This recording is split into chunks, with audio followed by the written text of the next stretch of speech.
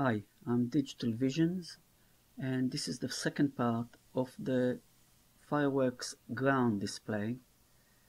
In this one we look at the fountain effect.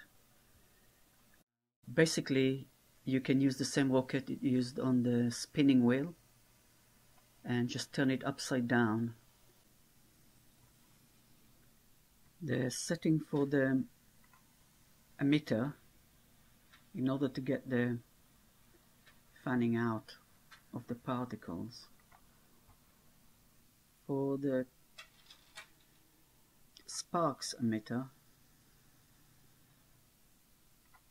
you need to set the size to 3mm for X and Y, and the horizontal angle and vertical angle to 30 degrees. For the smoke emitter, change the size to 3mm by 3mm, and the angle for horizontal and vertical 40 degrees.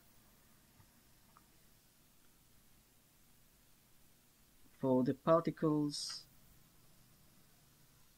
on the particle attributes of the smoke emitter, reduce it to 100.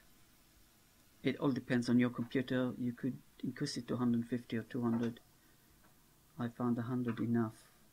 It will slow your computer down, so keep it to the minimum. And make sure you go on the timeline at least 220 frames. Lifetime for the smoke 86 frames, variation 100, speed 250, variation 100, and rotation 10 degrees, variation 48%. And make sure you render instance checked. That's for the smoke.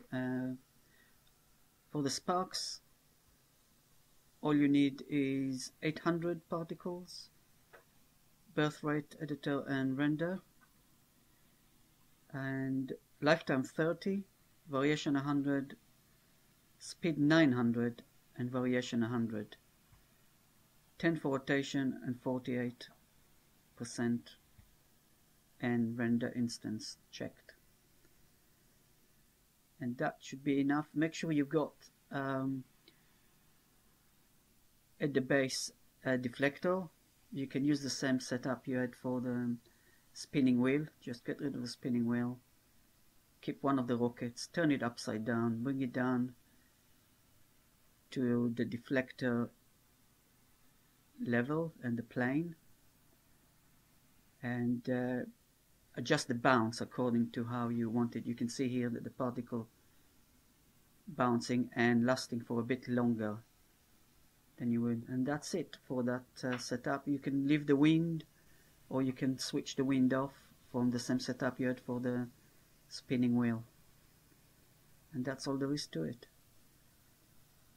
Thank you for watching this tutorial, and keep an eye for the rest of the tutorials coming up. Thank you, bye bye.